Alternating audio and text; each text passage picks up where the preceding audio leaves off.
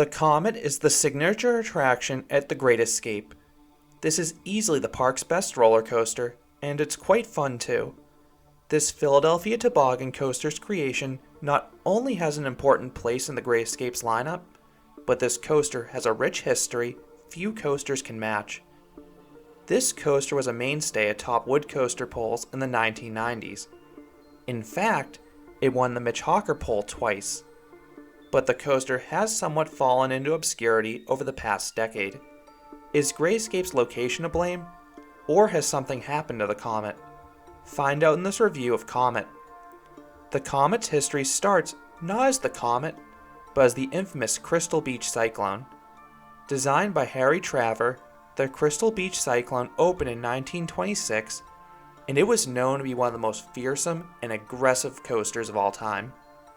It featured a devilishly twisted layout, and the ride was so wild that a nurse was kept in the station full-time for both safety and insurance purposes. The Cyclone closed in 1946 due to high maintenance costs and declining revenues. But its wood and steel was repurposed for Crystal Beach's new for 1948 roller coaster in the Comet. Designed by Herb Schmeck and built by P.T.C., the Comet was a decorated double out and back coaster that operated at this Ontario park for 4 decades. Crystal Beach closed in 1989, and the Great Escape in Queensbury, New York immediately purchased the Comet. And this is what I call the Phoenix effect. In 1985, Knoebel successfully relocated Playland's rocket from Houston, Texas, all the way to Ellisburg, Pennsylvania. Before this relocation, many amusement parks didn't consider the relocation of full-size wood coasters to be a viable option. But after Knoebel's got an award-winning coaster for an affordable price, other parks looked to do the same thing. The Great Escape was one of those parks. They wanted another major coaster to pair with Steam and Demon, and the Comet was the perfect opportunity because it was just over 300 miles away. The Comet sat in storage for a few years, but it made a triumphant return in 1994, and it opened to immediate acclaim. In the late 1990s and early 2000s, the Comet was a mainstay in top 10 lists for coaster enthusiasts.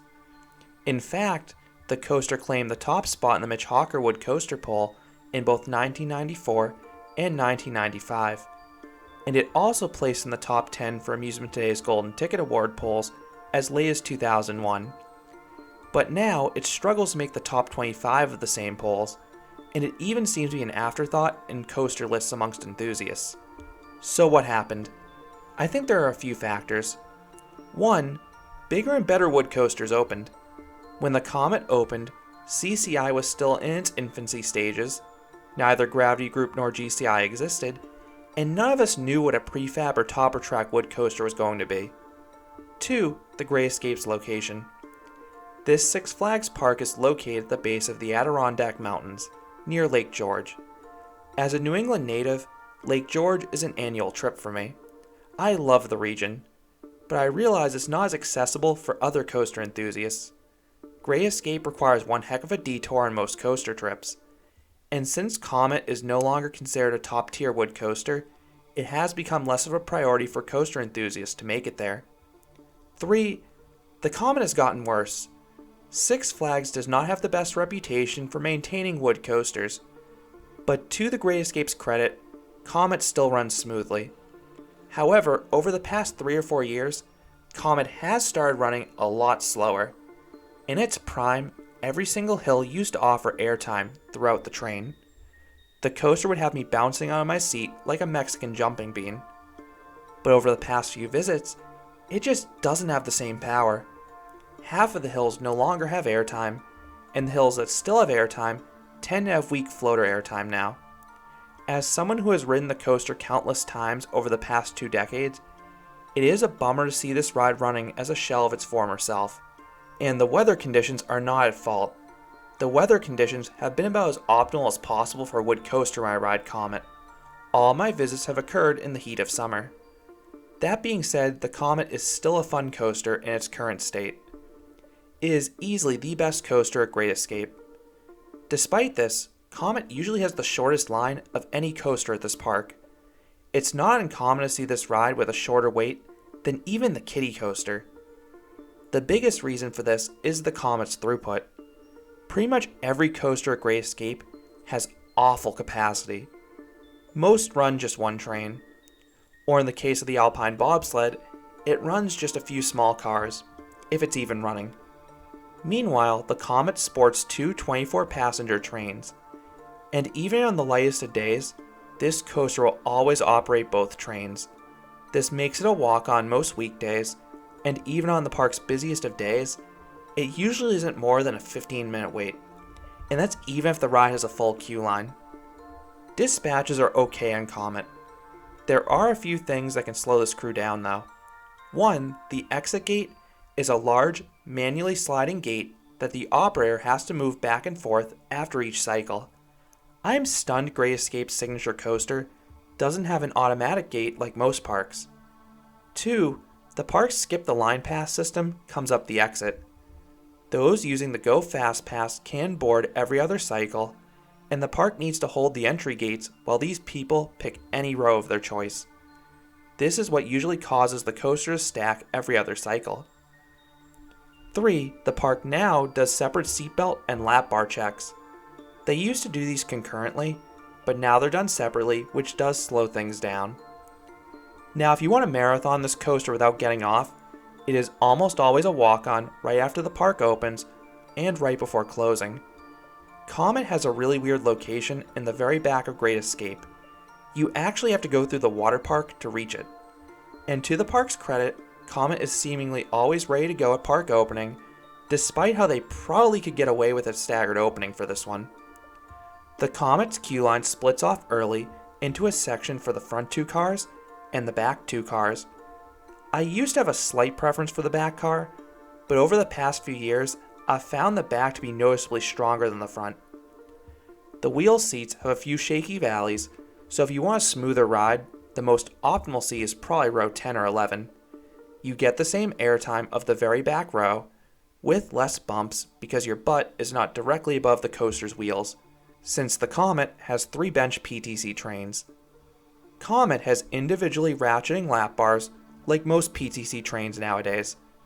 I wish the ride still operated with buzz bars like it did when it was at Crystal Beach, but it's not too surprising it has the more restrictive lap bars nowadays. Interestingly, instead of individual seatbelts, Comet has a shared seatbelt for both riders.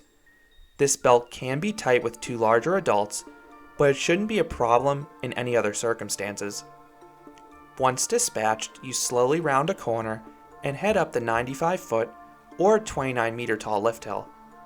The lift hill starts slow while the prior train clears the brake run's block section, but it suddenly speeds up towards the top. So you crest the 87-foot or 27-meter tall drop with some decent speed. And if you're in the back car, you will get some decent floater airtime on this drop. The next hill is the super elongated speed hill. It's too drawn out to offer any airtime up front, but it offers a decent pop of airtime at the apex in the back car. This is also probably one of the bumpiest parts of the ride if you're on a wheel seat. You then head towards the first turnaround, and the entry into this element is super sharp, so it offers some surprisingly strong positive Gs for a classic wood coaster. The first turnaround does not offer any airtime up front, but the turn does offer some sneaky laterals. There is not a hint of banking on Comet, and since the first turnaround is surprisingly tight, it will pin you to the side of the train. Now this is especially sweet if you're in the back car, because you get some good airtime off this turnaround, while still pinned to the side of the train. It feels quite wild getting those two sensations together. Comet then charges over this kinked speed hill. It currently offers no airtime, but the lateral shift does give an abrupt burst of laterals. That is followed by a straight speed hill. This one currently doesn't offer any airtime in the back, but it does offer a quick ejector pop up front. It is the strongest pop of airtime on the ride for those up front. Comet then soars over a camelback through the lift structure. You get a nice near miss, and those up front get some nice floater airtime, but the resultant drop in the back is now a dud. It didn't used to be this way. This valley is where your photo is taken, and it's another compact one, so you get some more positive Gs as you ascend into the second turnaround. Those up front get some weak floater airtime into this element, and then everyone gets some moderate laterals on the turn. It's another unbanked one. The drop off this turnaround gives some good floater airtime for those in the back car, much like the first turnaround. Comet then shoots up another sizable hill that gives a very weak pop of floater airtime for those up front. Then riders are treated to a double down. The second part of this double down used to give a pronounced pop of airtime, but sadly, it just doesn't give any airtime as of late. Comet then glides over another straight bunny hill that gives weak floater airtime for everyone, and then you navigate another bunny hill. But this one has a trick to it. It has an abrupt kink to the left on the descent.